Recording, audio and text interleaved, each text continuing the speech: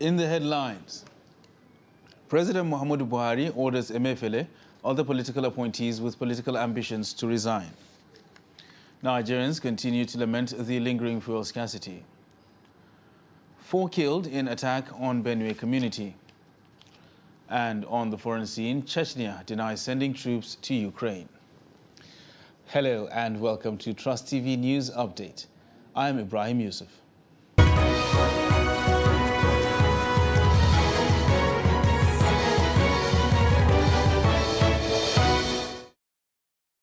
News in detail. President Muhammadu Buhari has ordered the resignation of Governor of the Central Bank of Nigeria, Godwin Emefiele, and other political appointees seeking to contest the 2023 elections. The order was given in a circular issued by Boss Mustafa, Secretary to the Government of the Federation. Emefiele had been under pressure since some groups purchased the 2023 presidential forms of the ruling All Progressives Congress for him. Governor Rotimi Akeredolu of Ondo State has asked the president to fire him if he failed to step down, while the opposition People's Democratic Party, PDP, also demanded his arrest over his interest in the 2023 elections. On Wednesday, 3 of the 9 ministers seeking to contest the 2023 elections quit the cabinet. Meanwhile, President Muhammadu Buhari on Tuesday ordered all members of the Federal Executive Council contesting elective positions in 2023 to resign on or before Monday, May 16, 2022. Minister of Information and Culture, Lai Mohammed, announced this Wednesday while briefing State House reporters on the outcome of the Federal Cabinet meeting at the Council chambers of the Presidential Villa in Abuja. He said only Vice President Yemi Oshibanjo, as an elected official, was exempted. Shafiu Suleiman tells us more on the developments. Section 84, subsection 12 of the Electoral Act 2022 provides that no political appointee at any level shall be voting delegate or be voted for at the convention or congress of any political party for purposes of nomination of candidates for any election. Following the appeal court judgment, the Federal Executive Council directed ministers with political ambition to resign. All members of the Federal Executive Council aspiring to run for office, either be it president or governor or National Assembly, must resign from cabinet effectively by the 16th, which is Monday. Minister of State for Education Chukwuemeka Nwajuba is first to quit the cabinet to pursue his presidential ambition. Others with presidential ambition likely to follow suit are Labor and Productivity Chris Ngige, Science and Technology Ogbonnaya Onu, and Minister of State for Petroleum Timipri Silva. Others are Attorney General of the Federation and Minister of Justice Abubakar Malami, who wants to contest Kebbi State governorship election, as well as Women Affairs Minister Pauline Talent, who is expected to resign to pursue a senatorial ambition in Plateau State. Commenting on the appellate court's position which voided deletion of the section in the Electoral Act, a constitutional lawyer, Sam Kagbo, says it is a sound legal interpretation. When you go to court to ask for a declaratory relief, when you are not in any way connected to the issue and the issue is not even ripe, it becomes an academic exercise. The gentleman who took the matter to court was not in any way a political appointee. This time around, surprisingly, we have ministers and other political appointees, including Central Bank Governor of Nigeria, disrespecting this legal provision that compels them to resign. Chief executives of parastatals and other government agencies with political aspirations may also resign to pursue their ambitions. Shafiu Suleiman, Trust TV News, Abuja. The House of Representatives on Wednesday amended Section 84, subsection 8A of the Electoral Act 2022 to enable statutory delegates participate in political parties, congresses and conventions. The current Electoral Act, which was assented to by President Muhammadu Buhari in February this year, prevents statutory delegates from taking part in party primaries. The Senate had on Tuesday amended the same section to allow statutory delegates to take part in political parties, congresses and conventions. The amendment followed the consideration and passage of a bill for an act to amend the Electoral Act No. 13, 2022 and related matters as presented by the House Leader Alhassan Ado Doguwa at an emergency plenary session summoned by the House. Meanwhile, Majority Leader, House of Representatives Alhassan Doguwa and Chairman, House Committee on Electoral Matters Aisha Duku have given reasons behind the quick passage of the amendment to Section 84, subsection 8 of the 2022 Electoral Act to accommodate statutory delegates during political parties' convention. Trust TV's Shafiu Suleiman tells us more.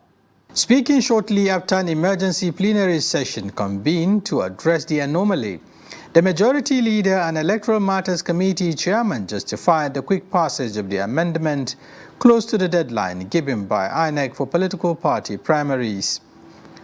They debunked claims that the action might be self-serving due to the political aspirations of some principal officers viewed as an attempt to confer undue influence and advantage on some power brokers at both national and subnational levels. There was this omission that in the context and the content of the law, the electoral legal framework as it were, we have unfortunately, and I think we are human, omitted that aspect. And it has been embodied virtually in all the statutes documents of the political parties. There are provisions in virtually all our political parties for the use of statutory delegates, elected office holders, to participate in the selection process of candidates, which in other words is called party primaries. So it is not self-serving, and you cannot exclude elected members, from election of either delegates or those to vote at congresses. It is never done, and that is, I said, it is an error, which of course we have seen, and thank God we have seen it before the primary election. Now that the two chambers of the National Assembly have amended Section 84, subsection 8 to address what they call an unintended error preventing the statutory delegates from participating in their political party primaries, all eyes are on President Muhammadu Buhari to sign the amendment into law. Statutory delegates comprise the President and his vice, governors and their deputies, both serving and former, lawmakers at both federal and state legislative houses, elected council chairmen and their councillors, amongst others. Shafiu Suleiman, Trust TV News, Abuja. And still talking 2023 election, Lagos State Governor Babajide Sanwo-Olu on Wednesday led other supporters to submit the presidential nomination and expression of interest forms of the All Progressive Congress for Asiwaju Bola Tinubu. The completed forms were submitted to the party at the International Conference Center, Abuja, on Wednesday. Former Secretary to the Government of the Federation, Babachir Lawal, who obtained the forms, returned them. A delegation of Tinubu supporters had picked up the forms for him on April 30th. Meanwhile, politicians in Osun State have been charged to abide by electoral laws to make the forthcoming July 16th governorship election in the state peaceful and acceptable. The coordinator of the National Orientation Agency, NOA, in Osun State, Abiodun Olorupo, gave the charge in Osogbo at a stakeholders summit with the theme, Violence-Free Election in Osun State, Our Collective Responsibilities, organized by the State Command of the Nigeria Security and Civil Defense Corps, NSCDC. The NOA coordinator advised political parties to educate their followers on the need to shun inflammatory utterances during campaigns. NSCDC Commandant in the state, Emmanuel Ocheja, assured the security before and after the election, adding that anyone caught perpetrating violence will be dealt with according to the provisions of the law. NSCDC Head of Peace and Conflict Management, Assistant Commandant Abere Oduafemi, appealed to politicians in the state to shun violence during elections. The essence of our gathering today is because of the forthcoming gubernatorial election in Osun State and the need to allow peace to reign before, during, and after the election. Election is a civil matter, and casting of votes during election is a civic responsibility that should be devoid of any act of violence. As the electioneering And People's Democratic Party presidential aspirant and governor of Bauchi State, Senator Bala Mohammed, has reiterated his commitment to abide by a decision of the party if it eventually adopts zoning arrangement or otherwise. The PDP aspirant stated this during an interview with newsmen shortly after a meeting with Nasarawa state delegates in Lafia, the state capital. Abubakar Abdullahi filed in this report as presented from our studios. Governor Bala Mohammed of Bauchi State, who is among the presidential aspirants of the leading opposition political party in the country, said he believes in party supremacy as a loyal member of the party and would abide by its decision at any given time. He explained that there was no division or rancor in the party, saying that what the aspirants need from the party was justice, fairness, equity and a level playing ground at all times. We have the pedigree and the antecedents and the experience and the human capital and the readiness. You can see we're here with our PDP BOT chairman and other elders. We have what it takes to really come together, and we have done it always. We are not divided. There is no rancor, there is no division. Even the dividing issues like zoning and rotation, we are going to surmount it because we are party members. We believe in the supremacy of the party. Senator Bala Mohammed said he has all it takes to fix the country and leadership which will make the country great. He further said if given the mandate, he would create job opportunities and address security challenges confronting the country and improve its economy. The presidential aspirant therefore urged delegates to support him to enable him clinch the party's ticket. Nasarawa State PDP chairman Francis Orogu, in his remarks, told the PDP presidential aspirant that the state delegates will study all aspirants and channel their votes to whoever will be of benefit to the state and country. All the political leaders that are coming here are really to sit down and accept them. The PDP chairman wished the aspirants well in his endeavor. Meanwhile, the governor of Ekiti State, Kayode Fayemi, was in Gombe State on Wednesday to woo the All Progressive Congress delegates ahead of its presidential primaries. Fayemi promised to tackle joblessness, insecurity and the epileptic electricity supply in the country. Addressing the delegates at the Government House Banquet Hall, Fayemi said he threw his hat into the ring after wide consultations with friends and colleagues like Governor Muhammad Inuwa Yahaya, who assured him of his support. Earlier at the banquet hall, Governor Yahaya said Fayemi is qualified to be the president, adding that the presidential hopeful had dexterity, coordination, vigor and energy as rare qualities that stood him out among other APC aspirants. You're watching Trust TV News Update. And still to come after the break, how man abducts neighbor's daughter, buries body despite ransom. This and more after the break. Do stay with us. Daily, we bring you updates around politics. People like you who are very young, you have no future. Anybody now who is 30 years, if what is happening to them continues, by the time you are 60, you will have no country. The DPO of a particular unit does not have to wait until the commissioner tells him what to do within his jurisdiction. We have political parties on the ground. Some of them have been there for years. But they themselves, in their own sober moments, they know that this country is not the one they're expecting to run.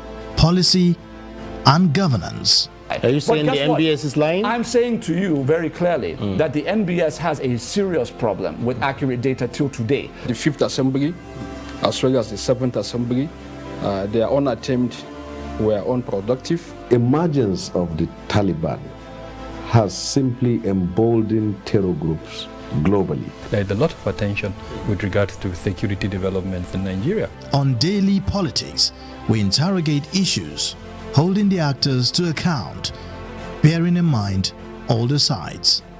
We heard that in some places now, people have to go and pay tax, not to the local government, not to the state, but to criminals. Nobody can come to your house and kidnap you without information. If this country is bleeding, it is bleeding because we have failed to educate our young.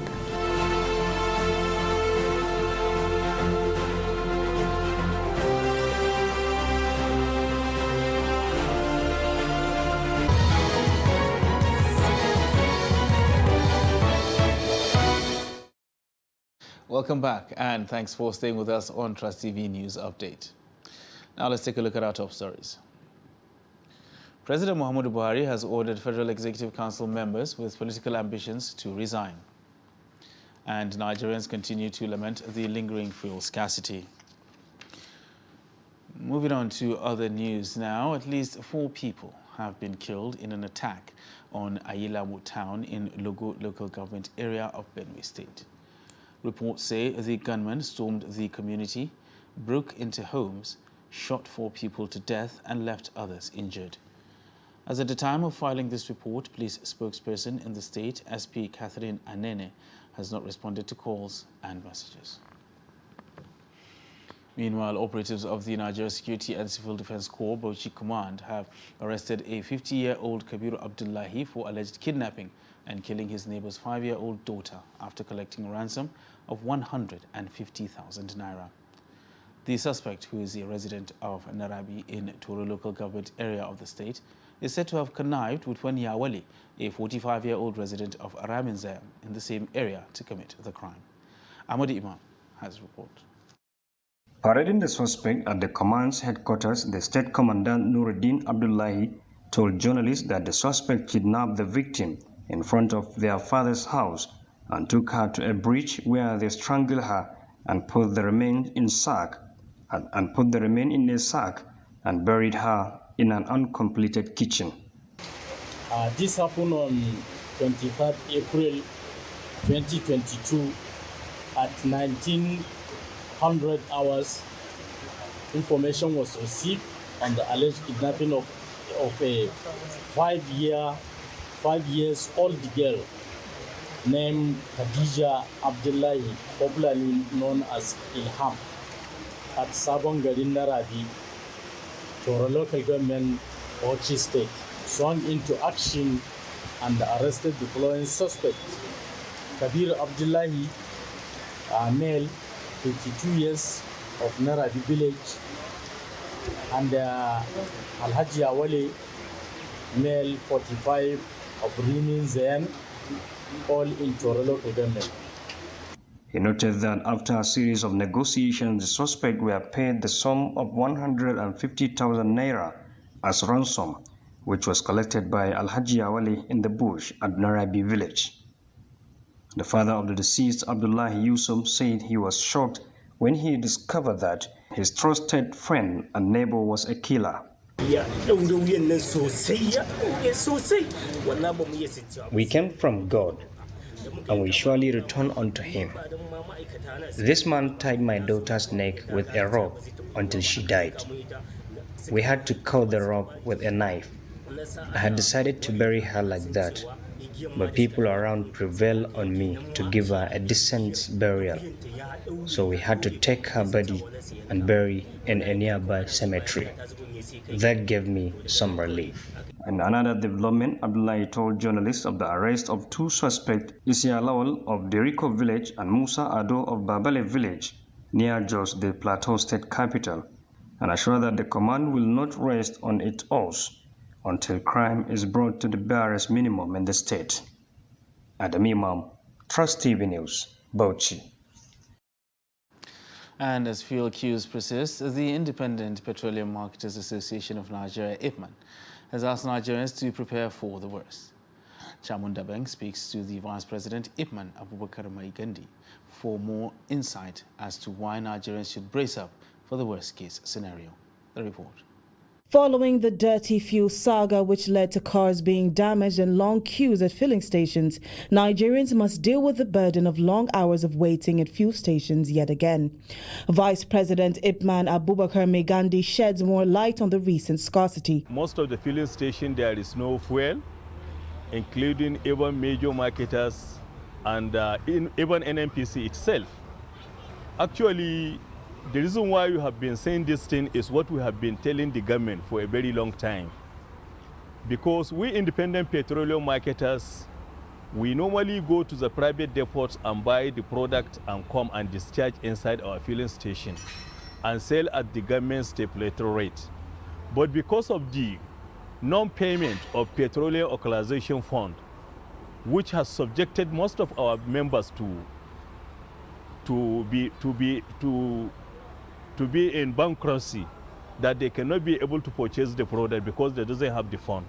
The fund is already in the petroleum equalization. Right now, the marketers, petroleum equalization is owing marketers a tune of 500 billion naira.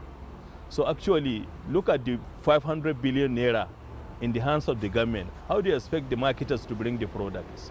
The association feels that it is problematic that they are not involved or fully informed on decisions taken by the federal government and the Nigerian National Petroleum Corporation. You know, we have already been telling federal government, let them involve us in the system, especially the NNPC. So, but there are a lot of bureaucracy in the NNPC. They cannot allow marketers to have the information of what is really going on. So in the distribution of change, we are not part of the management decision. Okay. So it's a great problem. Even this diesel, which they say they will give us a palliative of diesel, to be using it so that we can be able to bring the product to the down north and other places. Up to now, they didn't give us. The only thing that we may hear that they distributed AGO, but to whom? It's not coming to the marketers. According to the chairman, Kano chapter of IPMAN, Bashir Damalam, out of 100%, only 5% of the marketers can supply the petroleum products because of the failure of Nigerian midstream and downstream petroleum regulatory authority to pay them. Chamun Dabeng, Trust TV News, Abuja. Meanwhile, motorists in Maiduguri have expressed worry that the increased fuel scarcity and long queues witnessed in Abuja may sooner or later spread to Borno State. Our correspondent who monitored the situation in Maiduguri reports that residents also fear that the scarcity will come with an increase in the price of diesel and make businesses struggle for survival. The report. A drive around Borno Metropolis reveals that some fuel stations are open for business. Among those open, some are selling at the official pump price, while others sold above the official rate. Some were closed due to unavailability of the product. The news of the lingering fuel shortage in Abuja has become worrisome among motorists in Maiduguri Metropolis, who feel that they may soon be affected. Of course, I fear that this is what worries me. I have a car, I have my boreholes, I am using fuel. And I was feared that when I had this one, since morning I came back, I am looking for the fuel. Because a gallon of fuel, we usually buy 2,000, 3,000. Be a family man, our income is very poor. Our economy of the state is very poor.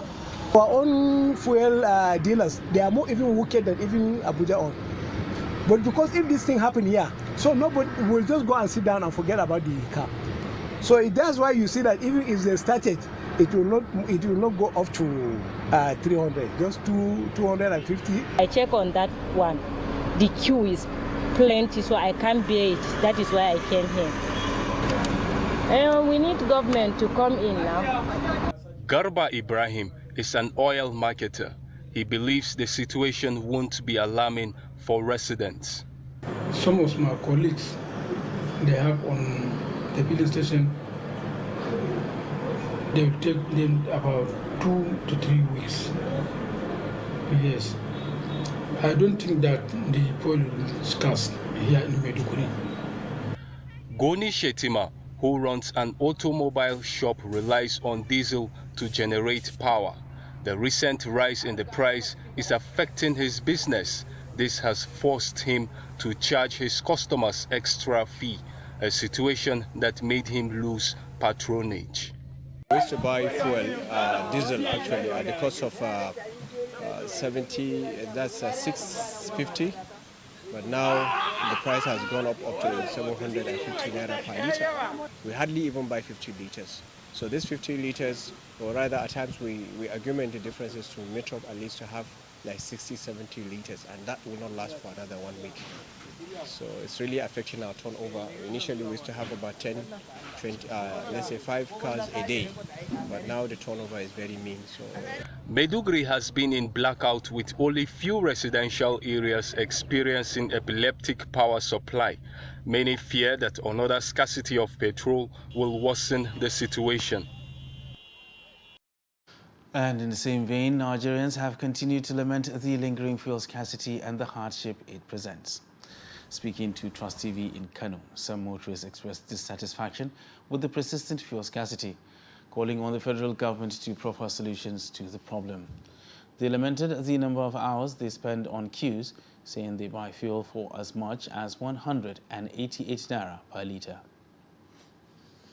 Anybody can say is happy about this whole situation is just telling you lies. We expected so much from the government, but unfortunately we are seeing the other side of the government.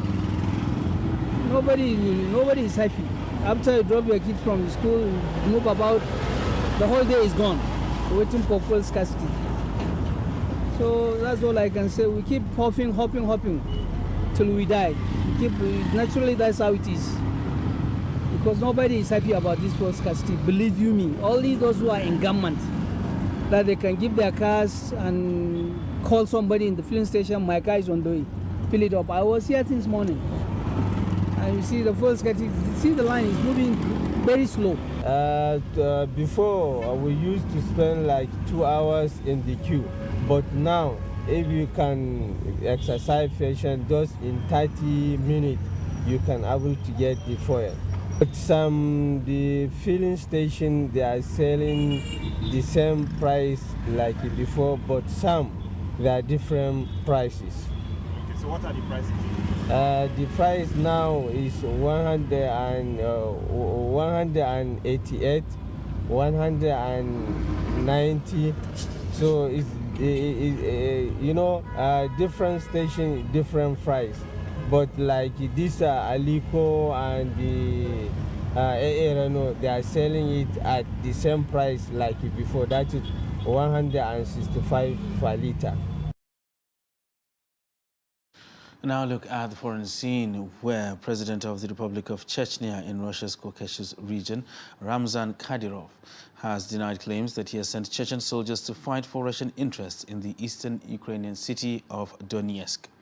But he said he had 74,000 men at his disposal if he was planning such an attack. Speaking to Russia's REN television channel, Kadyrov said so far only 14 Chechen volunteer fighters had gone to Donetsk, but he denied any role in sending them.